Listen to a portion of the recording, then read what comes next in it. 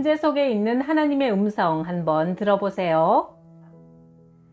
내가 신학대학원 2학년에 다니고 있었을 때 등록금 마감 시간이 지났지만 열심히 기도했지만 돈이 채워지지 않아 낙심이 되었다.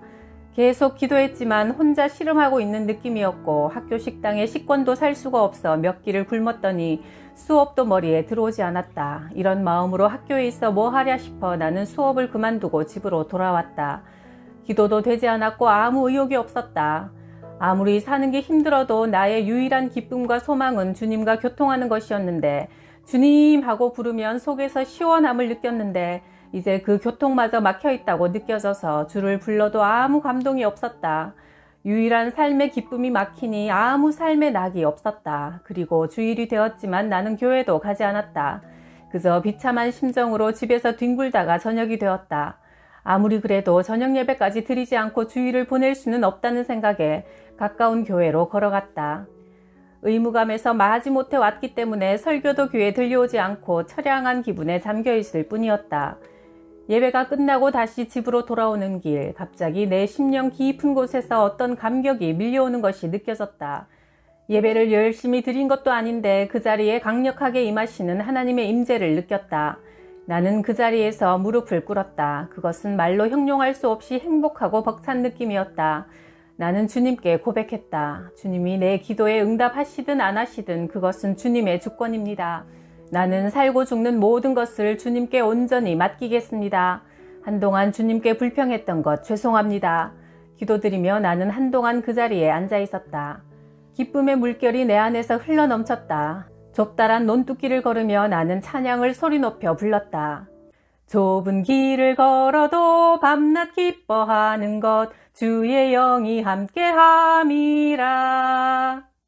이제 나의 관심은 등록금이 아니었다. 돈이 있든 없든 그것은 하나도 중요하지 않았다. 아니, 살든 죽든 그것도 중요하지 않았다. 중요한 것은 내가 어떤 상황에서도 주님을 신뢰하고 예배할 때 참다운 행복과 평화를 얻게 된다는 사실이었다. 내가 집으로 들어서는 순간 이상하게도 집안 분위기도 바뀐 것을 느꼈다. 아내에게 물었다. 무슨 일 있어? 당신 기분 좋아 보이는데? 아내가 미소를 지으며 대답했다. 글쎄요, 이상하게 조금 전부터 갑자기 기분이 좋아졌어요. 근심도 다 사라져버리고 그냥 어떻게 잘 되겠지 그런 마음이 들어요. 그리고 참 당신 친구가 전화했는데 바로 전화를 해달래요. 이 밤에 친구가 웬일일까?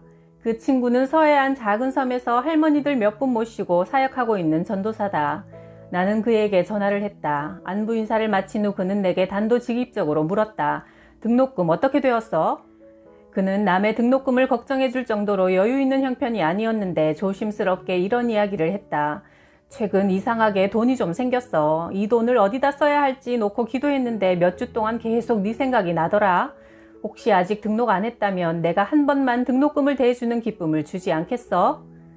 나는 한동안 아무 대답도 할 수 없었다. 그는 계속 간청했고 결국 나는 그의 호의를 받아들였다. 정말 고마워. 그러자 그가 말했다. 내가 더 감사하지. 나는 하나님 음성을 듣고 하는 것에 대해 사실 잘 모르거든. 그런데 기도할 때 내 마음에 정전도사를 떠올려 주신 것이 주님의 감동이라고 생각하니 너무 감사하네. 나 같은 사람도 주님의 응답의 도구가 될 수 있다니 얼마나 기쁜지 모르겠어. 전화를 끊고 나서 나와 아내는 같이 울었다. 신실하신 하나님께 감사하고 죄송해서 울었다. 내가 잘 아는 권사님이 꼭 식사 대접을 하고 싶다고 하셔서 만났더니 이런 이야기를 들려주셨다. 권사님이 얼마 전 유럽으로 여행을 다녀왔는데 여행 도중 신용카드를 분실했단다. 나중에야 알고 부랴부랴 신고했는데 이미 누군가 사용한 400만 원은 본인이 책임을 져야 한다는 것이다. 권사님은 마침 그때 나의 메시지를 듣고 이런 일에도 주님의 가르치심이 있지 않을까 생각하게 되었고 혹시 자신이 물질적인 문제에서 하나님 앞에 잘못한 것이 없는지 돌아보았다. 그런데 갑자기 10년 전 어떤 섬에 있는 교회 전도사님께 매달 10만 원씩 선교비로 지원하기로 약속하고 나서 그 뒤 까맣게 잊어버렸던 것이 갑자기 생각났다. 권사님은 그 사건을 마무리 지어야겠다는 생각이 들었다. 이번 일을 통해 잊어버리고 있던 잘못을 바로잡는다면 그것도 감사한 일이다 싶어 여기저기 수소문해서 당시의 전도사님을 찾았다. 그분은 이제 목사님이 되셨고 육지에서 안정된 목회를 하고 계셔서 선교비가 필요한 상황이 아니었다. 그러나 권사님은 주의 이름으로 용서를 빌었고 목사님은 쾌히 웃으시며 용서한다고 말씀하셨다. 그리고 나서 바로 카드회사와 다시 연결이 되었는데 예외 규정이 생겨서 그 400만 원을 변제하지 않아도 된다고 하는 것이 아닌가? 이것이 우연일까? 권사님은 하나님의 역사가 너무나 신기하다며 이 간증을 꼭 하고 싶어서 내게 식사 대접을 하고 싶었다는 것이다. 잃어버린 돈을 찾은 것보다 더 기쁜 것은 그토록 세미하게 우리를 깨우치시고 가르치시고 인도하시는 주님의 손길을 확인한 일이었다. 총신대학교에 다니던 시절 어느 날 저녁 학교 강당에서 기도를 하고 있는데 당시 교제 중이던 아내가 갑자기 보고 싶어졌다. 우리는 충령교회 청년부에서 임원을 하다가 사귀게 되었고 일주일에 한두 번 정도 만나 데이트를 했는데 그날은 약속이 따로 없었다. 그런데 기도하는 도중 갑자기 그녀를 만나고 싶은 마음이 드는 것이다. 아내는 당시 이화여대 미술대학원에 다니고 있었고 마침 그녀가 전공하는 도자기 축제가 여의도에서 열리고 있었다. 내가 기도하고 있던 학교 강당은 사당동이고 행사장은 여의도니까 가까운 거리였다. 나는 곧 기도를 마무리하고 그녀에게로 가려고 했다. 그런데 선명한 메시지가 들려왔다. 지금 가지 말고 계속 기도해라. 나와 같이 교제하자. 너는 지금 가더라도 그녀를 만날 수 없을 것이다. 분명히 마음속에 느껴지는 메시지였다. 대부분의 젊은이들이 그렇듯이 나도 연애할 때 그 감정을 온전히 주님께 맡기는 것이 쉽지 않았다. 항상 우선순위를 주님께 두려고 노력했지만 그녀를 주님보다 먼저 두는 경우도 종종 있었다. 그날도 선명한 주님의 음성을 들으면서도 짜증이 났다. 기도는 지금 말고도 나중에도 할 수 있잖아. 가면서 기도해도 되고. 그런데 내가 지금 가더라도 그녀를 만날 수 없다고? 아이고, 여기서 여의도는 코 닿을 곳인데 왜 만날 수가 없담? 버스만 한 번 타면 몇 정거장 되지도 않는데 아무리 주님이지만 이 짧은 거리에서 우리가 만날 수 없다는 건 너무 심하신 거 아니야? 시간도 넉넉한데 나는 갈 거야. 그리고 우린 충분히 만날 수 있어. 나는 주님이 계속 말리시는 것을 느꼈지만 그것은 엄한 요구가 아니라 부드럽고 따뜻한 사랑의 권유였다. 그러나 나는 이상하게도 그날 반항을 하고 싶었다. 마음이 완악해져서 급하게 강당을 뛰어내려와 버스 정류장에서 버스를 기다렸다. 그런데 그토록 자주 오는 버스가 이상하게 한참이 지나도 오지 않았다. 마음이 삐뚤어져 있으니 나는 더 화가 났다. 주님, 이런다고 제가 포기할 것 같아요? 저는 그래도 그녀를 만날 거라고요. 한참이 지나서야 버스가 와서 나는 급히 올라탔다. 버스는 달렸지만 나는 기분이 즐겁지 않았다. 니느웨를 피해 다시스로 도망가던 요나가 어떤 마음일지 알 것 같았다. 하지만 내 멋대로 하고 싶은 마음을 고집하다가 피곤해서 그랬는지 나는 깜빡 잠이 들어 내려야 할 정류장을 한참 지나쳐버리고 말았다. 정말 기가 막힐 일이었다. 그쯤에서 깨달을 만도 한데 나는 더 화가 났다. 오히려 오기가 생겼다. 그래도 빨리 뛰어가면 그녀를 충분히 만날 수 있어. 나는 달리고 또 달렸다. 나는 마치 주님과 싸워 이기려는 용사처럼 열심히 숨이 턱에 닿도록 달렸다. 여의도가 눈에 들어왔다. 이제 조금만 더 가면 행사장에 도착할 수 있었다. 그런데 갑자기 어떤 사람이 내 앞을 가로막았다. 전경이었다. 잠시 검문을 하겠습니다. 책가방과 신분증을 보여주십시오. 나는 기가 막혔다. 이 넓은 여의도 밤거리에 나와 그 사람 둘밖에 없었다. 그는 내 소지품을 정성스럽게 하나하나 뒤지며 나를 한참이나 붙잡고 놓아주질 않았다. 나는 분통이 터져 죽을 지경이었다. 그는 내가 아내를 만나지 못하도록 사명을 가지고 온 것 같았다. 간신히 그에게서 노연하자 이제는 시간 여유가 별로 없었다. 나는 더 빨리 달리기 시작했다. 주님께서 나를 막으시는 것을 충분히 알고도 남았지만 이제는 누가 이기나 해보자 하는 심정이 들었다. 다행히도 행사장에 도착해보니 아직 문을 닫기 전이었다. 나는 회심의 미소를 지었다. 마침 퇴근 시간이라 일을 마치고 나오는 그녀를 만날 수 있을 터였다. 나는 그녀가 앞문으로 나온다는 것을 이미 들어서 알고 있었기 때문에 앞문으로 있는 힘을 다해 뛰어갔다. 그런데 기가 막히게도 앞문은 굳게 닫혀 있었다. 나중에 알고 보니 유일하게 그날만은 모두 다 뒷문으로 퇴근했다는 것이다. 나는 다시 전력을 다해 한참 떨어진 뒷문을 향해 달려갔다. 뒷문에서 사람들이 한두 사람 걸어 나오는 것을 보았지만 그녀는 없었다. 나는 다시 버스 정류장으로 달려갔다. 거기에도 그녀는 없었다. 그녀는 내가 도착하기 바로 직전에 버스를 타고 집으로 돌아갔던 것이다. 어두컴컴한 여의도 광장. 나는 너무나 지치고 피곤해서 그 자리에 쓰러지듯 주저앉았다. 굵은 눈물이 쏟아져 나왔다. 나는 그냥 그 자리에 엎어져 울었다. 나는 나 자신에게 너무나 화가 나고 실망했다. 내 안에 이토록 주님을 향해 반항적이고 고집센 모습이 있으리라고는 생각지도 못했다. 주님이 허락하시지 않으면 내가 아무리 애를 쓰고 노력해도 아무것도 할 수 없다는 것을 나는 아직도 충분히 깨닫지 못하고 있었던 것이다. 나는 그 자리에서 오랫동안 흐느껴 울면서 그저 주님 죄송해요, 죄송해요, 죄송해요 하고 되풀이할 뿐이었다. 그 사건 이후 나는 그녀의 문제에 대해 초연해졌고 내 감정과 사랑을 주님 손에 맡기게 되었다. 나는 그날 내 인생을 주님이 인도하시지 않으면 아무리 잘 될 것 같아도 전혀 되지 않는다는 것과 주님께 철저하게 순종하고 따라가야 한다는 사실을 배웠다. 그러나 그런 깨달음은 결코 하루아침에 완성되는 것은 아니다. 그 후에도 나는 비슷한 교훈을 계속 반복하며 배워야만 했다. 영혼이 충분히 자라기까지 순종이란 쉬운 것이 아니며 그런 배움을 위해 우리 인생은 존재하는 것이기 때문이다.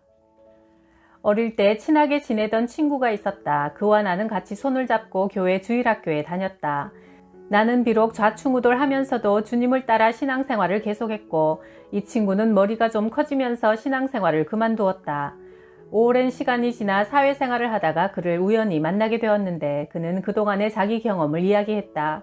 이 친구는 대학교 다닐 때 총학생 회장을 지내기도 했고 영리하고 능력도 있어 어디서나 인정받았으며 항상 자신감을 가지고 살았다. 그런데 최근 몇 년간 되는 게 없다는 것이다.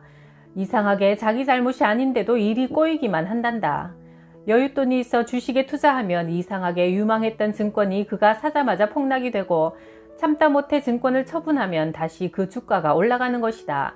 이번엔 부동산에 투자하면 집을 사자마자 집값이 떨어졌다가 도저히 어쩔 수가 없어 집을 팔고 나면 그 즉시로 그가 판 집의 가격이 오르는 것이다. 그가 말했다. 뭔가 보이지 않는 손이 나를 누르고 있는 것 같아. 도저히 내 힘으론 어쩔 수가 없어. 하나님과 싸우는 것을 그치고 이제 다시 신앙생활을 해야 할까 봐. 내가 아무리 노력하고 애를 써도 하나님이 막으시면 되는 것이 없는 것 같아.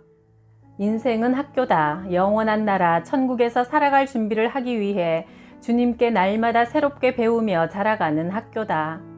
우연히 일어나는 것 같은 사건에 우리를 가르치시기 위한 하나님의 메시지가 있는 경우가 많다. 그것을 잘 살펴 잘못된 것이 있다면 돌이키고 하나님의 뜻에 순종할 때 우리 영혼은 하나님과 더욱 친밀해지며 하나가 되어간다. 신학교를 마치고 목회를 시작한 지 얼마 되지 않아 나는 큰 교회 주일 저녁 예배 강사로 초청받았다.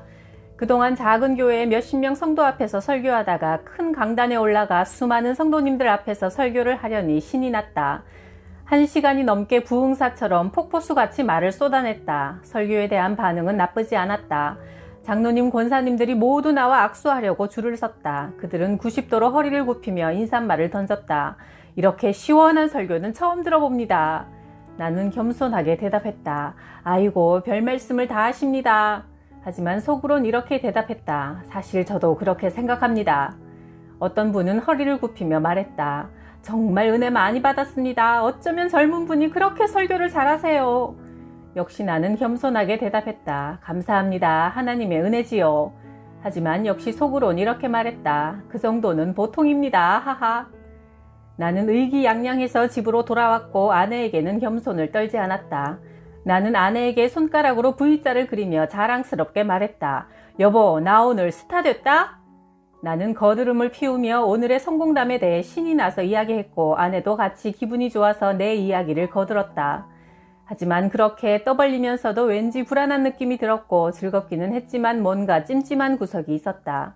그날 밤 나는 뜬 눈으로 보냈다. 집게벌레인지 먼지가 나를 밤새 물어뜯는 것이다. 자다가 깨어서 이불을 들치고 어떤 놈들이 나를 무는지 찾으려고 애썼지만 아무것도 찾아낼 수 없었다. 그래서 포기하고 또 잠이 들려고 하면 또 뭔가가 나를 물어뜯었다. 아침이 되어 벌레에게 물린 자국을 조사해보니 15군데가 물렸다. 나는 이 집게벌레들이 왜 나타났는지 그리고 내가 왜 물렸는지 너무나 뻔히 알 것 같았다. 내가 어젯밤 온갖 잘난 척을 하며 교만을 떨었기 때문이다. 아내도 같이 벌레에 물렸다. 아내도 내 이야기에 맞장구 치며 동조를 했으니까. 그러나 아내는 주동자가 아니라 내 단순 가담자였기 때문에 나보다는 훨씬 적게 15군데를 물렸다. 아내는 아침에 일어나자마자 말했다. 이불을 다 새로 빨고 초강력 살충제를 뿌려야겠어요. 그러나 나는 고개를 저었다. 그럴 필요 없어. 나만 회개하면 돼. 그리고 나는 즉시 강대상으로 올라가 무릎을 꿇었다. 주님, 죄송합니다. 다시는 까불지 않을 테니까 한 번만 봐주세요. 기도하면서 나는 주님의 그런 메시지를 느꼈다. 내가 너를 사용하지 않으면 너는 저 벌레보다 나을 게 없는 존재인데 네가 그렇게 자신을 높이겠느냐? 나는 너무나 부끄럽고 죄송해서 찍소리도 못하고 엎어져 있었다. 그 다음 날부터 벌레에 물리는 일은 당연히 없었다. 성경에도 주님께서 우리에게 깨우침을 주시기 위해 벌레를 사용하시는 일이 여럿 나온다. 요나를 가르치시려고 벌레가 넝쿨을 갉아먹게 하시고 헤롯 왕이 하나님께 영광을 돌리지 않았을 때 벌레에게 먹혀 죽게 하셨다. 주님은 작고 하찮은 것을 통해서도 우리에게 경고하시고 가르치실 수 있다. 또한 그분은 아주 부족한 이들을 통해 일하시기를 즐겨하신다. 왜냐하면 작고 연약한 사람들은 영리하고 유능한 이들과는 달리 주님의 영광을 도둑질하지 않기 때문이다. 나는 신학대학원을 다니면서 사역지를 얻기 위해 오랫동안 기도했다. 당시 나는 내가 유능하다고 생각했고 자신감이 넘쳐 있었다. 그러나 전도사 자리도 구해지지 않았다. 가려고 했던 것도 꼭 무슨 사정이 생겨 결국은 못 가게 되는 일이 반복됐다. 이 문제에 대해 많은 시간을 들여 기도했지만 길이 열리지가 않아 이럴 거라면 왜 나를 주의종으로 부르셨는지 속이 상하고 답답했다. 당시 나는 일정한 교회를 정하지 않고 아내와 같이 이 교회 저 교회에 다니며 예배를 드렸다. 내겐 대부분의 설교들이 한심스럽게 느껴졌다. 집에 오면 설교자가 한 성경 본문을 가지고 아내에게 다시 설교를 시작했다. 세상에, 그 본문을 가지고 그렇게 설교를 하다니. 그게 본문 내용과 무슨 상관이 있어. 나 같으면 그렇게 하지 않을 거야. 그 메시지가 뭐냐 하면 나는 그렇게 열심히 떠들어댔고 아내는 듣다가 졸다가 했다. 나는 설교를 하고 싶었지만 설교할 기회가 없었다. 어쩌다가 어떤 교회에서 전도사로 일하기로 하고 설교를 하고 나면 사람들은 들으면서 통곡하며 뒤집어졌지만 설교 후에 전도사 채용은 취소되곤 했다. 그러던 어느 날 나는 내 사역이 막히는 이유를 알게 됐다. 그것은 너무나 쉽고 간단한 것이었지만 나는 그것을 아는데 무려 6년이라는 긴 시간이 걸렸다. 어느 날 타오르는 부흥의 불길이라는 책을 읽었다. 그 책은 인도네시아에 있었던 놀라운 부흥의 역사에 대한 기록이다. 전도자들은 치유를 위한 기도를 하기 전에 환자에게 이런 이야기를 했다. 우리는 하나님께 당신의 병을 고쳐달라고 기도할 것입니다. 하나님께서 병을 고치실지 안 고치실지 우리는 알지 못합니다. 그러나 당신은 병이 낫든지 낫지 않든지 먼저 하나님께 회개해야 합니다. 그 단순한 메시지에 나는 충격을 받았다. 우리는 기도하겠다. 그러나 병을 고치실지 안 고치실지 그것은 하나님께 달린 일이다. 당신은 병 낫기 위해 먼저 회개하라. 그 이야기는 강하게 내 심령을 찔렀다. 나는 하나님의 주권에 대해 그때까지 아직 충분히 깨닫지 못하고 있었던 것 같다. 하나님께서 길을 열지 않으시면 사람은 아무것도 할 수 없다는 것을 통렬하게 느끼지 못했다. 나는 나 자신이 아주 유능한 사람이라고 생각했고 나와 같이 유능한 종을 사용하지 않으면 하나님이 손해라고 생각하고 있었다. 그러므로 나는 아주 높은 마음을 가지고 있어서 어떤 유명한 사역자에 대해서도 별로 존경하지 않았다. 나는 누구는 무엇이 잘못되었고 누구는 무엇이 부족하며 누구는 이게 틀렸다고 아주 쉽게 이야기하곤 했다. 적어도 그런 태도들이 내 사역에 걸림돌이 된다는 사실을 전혀 알지 못했다. 이제 나는 거꾸로지기 시작했다. 나는 내가 너무나 비참하고 한심한 존재이며 아무것도 아님을 알았다. 나같이 악하고 교만하고 못된 사람이 없는 것을 나는 깨닫기 시작했다. 나는 울었다. 한 달이 넘게 울었다. 기도를 하기만 하면 판단하고 정죄하고 비판한 내 죄악이 너무나 크고 선명하게 부딪혀와서 도저히 견딜 수가 없었다. 나는 사역에 대한 기도를 포기했다. 다시는 사역의 길을 열어달라고 기도하지 않았다. 나 같은 사람은 도저히 사역할 자격이 없다고 느끼고 고백했다. 실제로 나는 설교와 사역에 대한 모든 꿈을 접었다. 그런 가슴 찢는 회개의 기도가 2달이 가까워졌을 때 서울 마포에 있는 어느 교회에서 사역을 시작하게 되었다. 내가 포기하고 나자 주님은 길을 여셨다. 이때의 경험은 내게 잊을 수 없는 충격이었다. 하나님 앞에서 그 어떤 죄보다 교만이 가장 무서운 죄임을 알았다. 그리고 그 어떤 막힘이 있다 할지라도 주님 앞에 엎드려 눈물로 회개하고 주님의 용서와 은혜를 구하면 사랑과 자비의 주님은 모든 것을 회복시켜 주시고 하늘문을 여신다는 사실을 깨닫게 되었다. 신혼 시절 나는 신학대학원에 다니고 있었다. 집은 인천에 있었고 학교는 경기도 양지에 있어 무려 3시간이나 걸렸다. 거리가 너무 멀어서 학교 다니기가 힘들어 나는 아내와 의논 후 집을 팔려고 내놓았다. 그러나 집은 팔리지 않았다. 집은 오래된 연립주택인데 집을 보러 오는 사람조차 거의 없었다. 기도도 열심히 했고 중개소에도 여기저기 부지런히 다녔지만 6개월이 되도록 집은 도무지 팔릴 기미가 보이지 않았다. 우리는 지쳤다. 속이 상했지만 별다른 대책이 없었다. 어느 날 나는 수업을 마친 후 지치고 피곤한 몸으로 인천행 전철을 타고 집으로 돌아오고 있었다.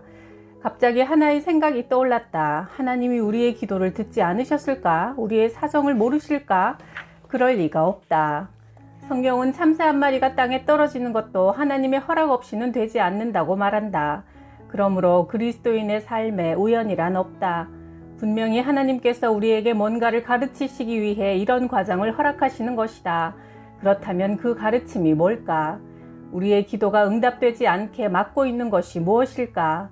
우리가 뭔가 잘못한 게 있는 건 아닐까? 집이 팔리지 않는 것은 물질의 문제다. 그렇다면 물질로 내가 잘못하고 있는 게 무엇인가? 갑자기 하나의 상념이 떠올랐다. 아차, 11조.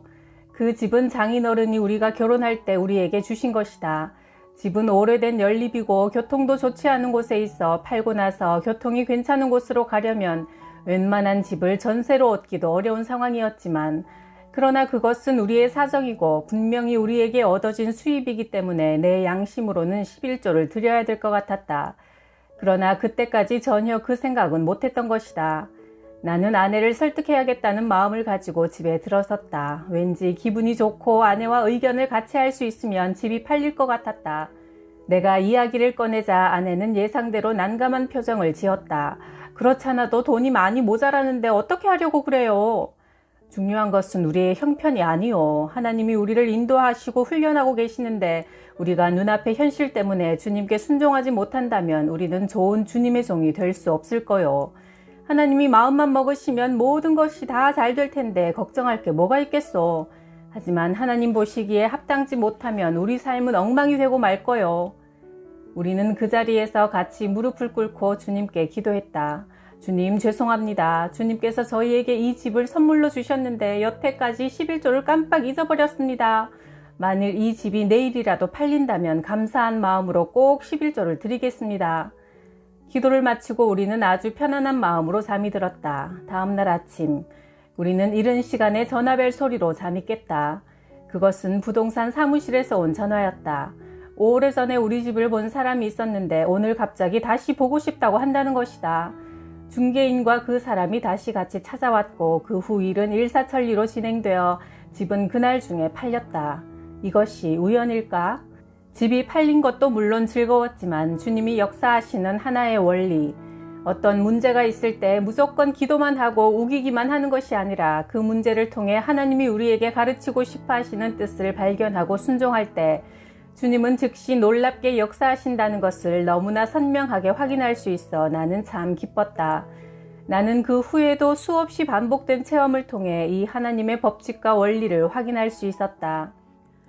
참새 2마리가 동전 몇 푼에 팔리지 않느냐. 그러나 너희 아버지께서 허락하지 않으시면 그 참새 1마리도 그저 땅에 떨어지는 법이 없다. 그러므로 두려워하지 마라. 너희는 많은 참새들보다 더 귀하다. 마태복음 10장 29-31절 말씀.